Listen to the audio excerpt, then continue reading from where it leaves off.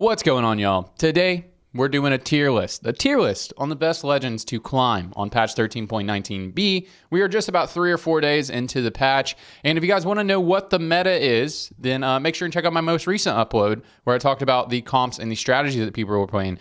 I think they'll be well to be paired with this legend video here. And one last thing before we get into it, I do want to say I do think the meta is going to develop differently than what it is right now. And so if that does change, I will update the Legends tier list. If new strategies get discovered, I do think that they will get discovered at some point in this patch. But let's get into it. First up is the Dragon King. So far, I have not seen any Dragon King strategies. Maybe this will prop up. It could, but a lot of people are still re-rolling. And when people are re-rolling, especially 2-cost, there are some 1-cost re-roll builds as well, especially on 1-cost. The game tempo just spikes a little bit earlier in the game. Also, the Xayah comp comes online on 4-1. A lot of times you just need upgraded frontline and Xayah 1.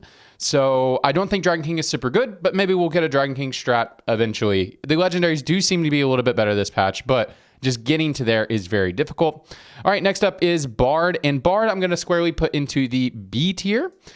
He would go a little bit higher. I think Bard is fine. I think if you like playing Bard, I think it's Prismatic on 2-1. Caretaker's Chosen is very good, but I just think he is a poor man's Ezreal right now because I think general item power is really good in the game right now, especially with Xayah being meta. Even if you want to play Xayah, she can use that comp can use a lot of random items. I think things like Mordekaiser, things like Nico, when you have the angle, those are comps that can just use really random items and can use a lot of items. So I think Ezreal is just better for that. You just get earlier slams, and that can be better for you. And you know, one thing I want to say as we're already into this is I think there's a lot of legend diversity. I think you can really find the legend that works for you, although I think there are some that are sticking out a little bit stronger than others. Okay, next up is Caitlyn. And Caitlyn, I am also going to put, I'm going to put on the high end of B tier. She's probably gonna be the highest one in B tier. The only reason why she's not going any higher than this is because she has one good augment. Her one good augment is really strong. Stars Are Born. Stars Are Born is great for tempo. It's also great for having a 1-cost reroll angle. So a lot of people will take this and will reroll rogues. They'll just buy the Graves 2, buy the Kiana 2, GG, right? And then you have 6 Graves at 2-1 sometimes, or a 2-2. So I think it's good when you have the angle, but she only has one good augment. The rest of her augments are really bad. So she'd be placed higher than this. But like in the right scenario, she is S tier, right? But yeah, she's going to go there. Draven. Now I came up with a Draven strategy last patch because everyone was 1-cost rerolling, and I would have put him on A tier just because Spoils of War, you only take his first augment, but it's any of his tiers, so that's why I would have put it higher. But on this patch, he's going to go on the high B tier. I think there is a Draven angle. I think you could just like run Draven as a legend, and then before you select your augment, just look around and see what people are playing, see if people are going to try to reroll 1-cost and that sort of thing. If you have a lot of people looking to reroll 1-cost and a few people playing 4-cost flex, then Draven is really good in that environment because the 1-cost rerollers play a weak stage 2, especially if you have a good opener. You can take this and farm a lot of people. I took Draven's augment on this patch and farmed a lot of people yesterday. I didn't run Draven as my legend, but I just got offered Draven's augments, and I did run it a time or two. It felt pretty good. So in the right circumstance, I think Draven is really, really, really, really strong, but I'm just going to put him down in the B tier. You could definitely run him and just look for the angle, because when you have the angle, it is a free top 4 usually, if the lobby is going to run a weak stage 2 and then the other people are playing like 4-cost flex. If a lot of people are playing like 2 and 3-cost rerolls, then that lobby is probably not going to be good for you, especially if you don't have a super good opener. Okay, Ezreal, our boy. I think Ezreal is one of the best legends this patch, and I'm not sure if I'm going to put any legend into S tier on this patch, because again, I think there's a lot of legend diversity. I don't think anybody sticks out to be too crazy strong, and that's why Ezreal is going to go into the A tier. He might be the best legend on this patch, but I don't know if anything's going to go in S tier. Maybe we'll reroute these and put some in S tier. But yeah, I think Ezreal is very good. General item power is very strong. A lot of comps can use a lot of different items. Like the most meta comp right now is Vanquishers, and you have so many spots to put items. If you want to play the Invoker comp, I think this is best with Invokers, which is a comp that I one-trick to Challenger. If you guys want a guide on that, check it out on the channel. I have an in-depth guide to playing Nico Invokers. Check it out. It'll gain you some LP when you have the angle. Ezreal is best for that. A lot of people play Invokers wrong. So Ezreal is best for that. And then I'm looking at some other builds over here on the side. It's very good in the Slayer Mordekaiser build. It's good in Noxus builds. It's fine in Sork builds. I'm just thinking about things that are meta right now. And you know what? We're just going to put our boy Ezreal in S tier right now that I'm thinking about it more. I think he's very strong. Okay, next up is Lee Sin. And Lee Sin is very good for 2 and 3 cost rerolls. However, I actually think the best way to play some of the 2 and 3 cost reroll comps is actually play augment based or to have the extra items like Ezreal. I don't actually think Lee Sin is that good, but a lot of people are having success with it, and I will put it on the high end of B tier just behind Caitlyn. I think Caitlyn's augment is better for rerolling if you get the gold tier, but in general, Lee Sin is fine for if you guys want to play, especially 2 and 3 cost rerolls. But again, I just think the better way to play 2 and 3 cost rerolls is to have the items or the augments to enable those, like you're playing like Winds of War or The Boss, or if you're playing Invokers or something like that. I think it's just better to have more items personally, and just play around what units you're naturally hitting instead of trying to force it with Lee Sin. Okay, Master Yi. Before we get to the combat Andes, we're at Master Yi now. I thought the combat augment users were going to be a lot better this patch, but it just turns out the Vanquishers are just very oppressive in the meta. And if you don't believe me, just look at this. Look, 4.19, 1.34. This has gone up since yesterday. Yesterday it was a 1.07, and the placement rate was a little bit better. But this is crazy. I thought some of the combat users like Vlad and Master Yi would have been a little bit better this patch, but I just think they're outshined by Ezreal, and then also the Vladimir strategies, which Vladimir strategies require a lot of time. You need a lot of time to get your damage off and a lot of time to scale up. You know, think comps like Aphelios Bastions or Shurima Azir, that sort of thing. And I do think Shurima Azir is getting a little bit more popular, getting a little bit better. But I just don't think those strategies are as good. So let's just go ahead and do Vlad. And Vlad's going to go in the high end of C tier, which makes me sad. This might develop. Maybe we'll get into a slower meta. But the problem is Vanquishers and Rogues are very strong. They're like the best performing comps right now. And those are burst comps. They do not give you a lot of time to scale into fights. So that's why this is going to go here. Although I do think if you get a Bramble Vest and you have a very good Shurima opener, or very good opener to play Azir, then you can probably make the Azir comp work. But personally, I'm only playing Azir whenever I get like Shurima's Legacy, or I'm on Bandle Cafeteria, I have like double emblem, something like that. Is the only time I'm playing vertical Shurima. So that's why Vlad's going to go down here. I just think there's better ways to play Azir if you're wanting to play him. Okay, Master Yi. And Master Yi has the Challenger comp is not performing well. A lot of people are playing it, but it is not performing well. So the Master Yi strategy of taking gotta go fast and that sort of thing, they definitely hard nerfed this. And also, I came up with some like Mordekaiser tech that I think could be good. But again, I just think it's better just to have more items. So I would never run Master Yi because I'd rather just run Ezreal. So that's why Master Yi is going to go all the way down here into the C tier. Although I think you could play him if you'd like.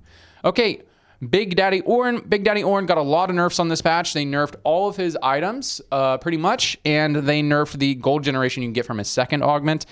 I just think he's not as good as Ezreal. Anytime I'm ranking these legends, I always rank like Ezreal, Bard, and Ornn together because they kind of do the same thing. They give you more items to play around, give you more direction, and possibly an erection sometimes. But Ezreal is the one that is getting me up right now, and not these two gentlemen over here. So Ornn is going to go in the B tier. I think he's going to go higher into the B tier. I'll probably put him over Lee Sin, probably put this over here. I personally don't think Lee Sin's that good, but I know a lot of people are having success with him. So he's going to go low end on the B tier. All right, Pengu. Pengu is really good when forcing is a very good strategy. Now, if you want to just have an econ advantage and force into Vanquishers, I could see a strat where that is playable, but I think Vanquishers are just a lot better once you hit the emblem. Like you see the placement rate just change drastically if you have an Ionia emblem. And so I don't know if Pengu is the best way, but I could definitely see a strategy where you just hard force Vanquishers. Also, if you're in a lobby where there's like a lot of people one-tricking Vanquishers, which happens a lot, I get into a lot of lobbies and I'll have my little notification come up that there's like 3 one-tricks Vanquishers, then you could just like make all those people bot 4 because you have a huge econ advantage on them. So if you want to take advantage of the econ advantage and play Pengu, that can maybe be a strategy. I think Pengu's Prismatic Tiny Titans the Tiniest Titans is very good. And so I think in those scenarios, you could be very good. Maybe I'll put him ahead of Lee Sin. I don't know. I'll put him behind Lee Sin. I don't really see anybody playing Pengu, and I don't necessarily recommend it too much. All right, our boy Poro. Poro is going into the S tier. Poro is very good. I've been playing a lot of Poro right now. Right now, I'm trying to relearn the game because my brain rotted out of my head playing Nico. I will be streaming today. After you watch this video, I'll be streaming after I'm done making this video. And I will be playing some Poro on my Smurf. I might just hit Master on my Smurf, and I'm going to try to climb that account up to Challenger. Learning how to play Flex because I one-tricked too much at the beginning of this patch, and I feel like my brain is rotting now. So we're going to do that and climb our other account to Challenger because I don't think I can maintain Challenger on my other account unless I keep one-tricking, which I do not want to one-trick. So we're done doing that. Anyways, I think Poro is very good. General augment power in the game is very strong. They really designed this patch to try to make you play Poro, and that's why legends like Ezreal and Poro are very strong. Ezreal just because he gives you extra items, and extra items is very strong right now. And then Poro, it's just the general augments are very strong in the game. Okay, Sir Thomas Kench. I'm going to put Sir Thomas Kench in the B tier, high into B tier, I think. Low into B tier. I've seen some people do this and force in the Vanquishers. Same idea with Pengu. I think you could take this and force in the Vanquishers if you really want to, although I don't think that's the best way to play that comp. But I've had some people be successful with this. I think AFK is a very good augment, so especially on, like if you're on Cardinal Arcology or just any game where you're going to get presented with a silver first, I think Tom Kench can be okay.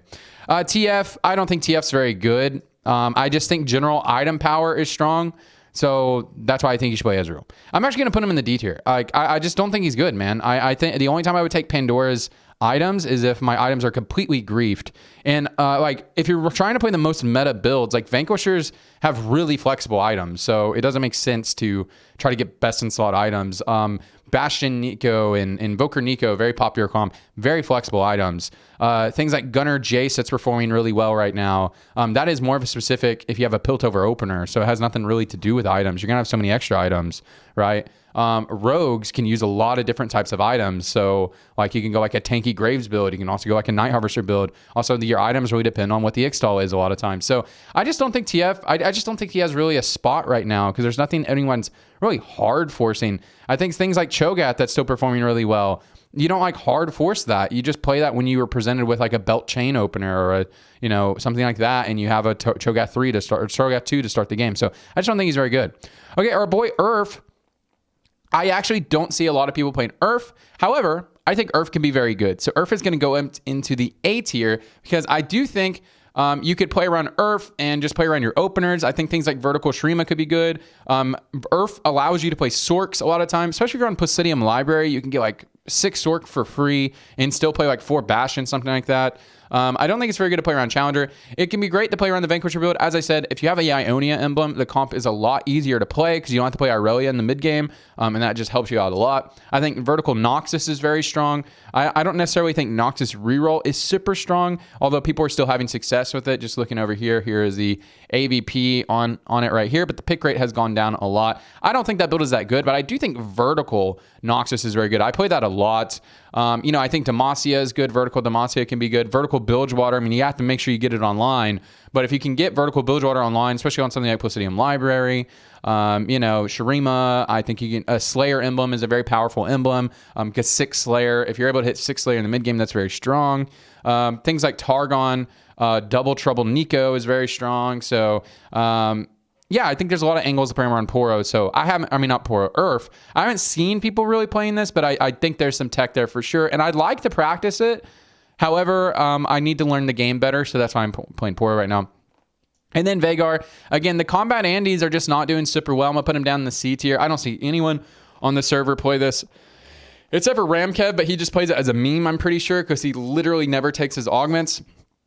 Things like Ascension aren't very good right now. As I said, with Vanquishers being so prevalent in the meta, Vanquishers and Rogues are both the best performing comps right now, and those are comps that deal damage very, very, very fast. So he just struggles. Anyways, so this is my tier list, guys. What do you think? I think in synopsis, I think everyone should be playing around like Ezreal and Poro, but if you want to develop a playstyle around anything in A and B tier, I think that's also very good. Especially the high end of B tier, like Caitlyn, Ornn, Bard, Draven, Lee Sin. I know some of you guys are Lee Sin believers. I am not. I think definitely play around these ones, and then there's some tech that maybe you could find around Vlad and Yi and Dragon King and stuff like that. I think there's some tech here, and I really don't think anyone should be playing TF. We are not really in a degen meta, and if you want to degen Vanquishers, I just think you'd be better off having more items with Ezreal, having the Vanquisher augment with Poro, or having the emblem that enables you to play the comp,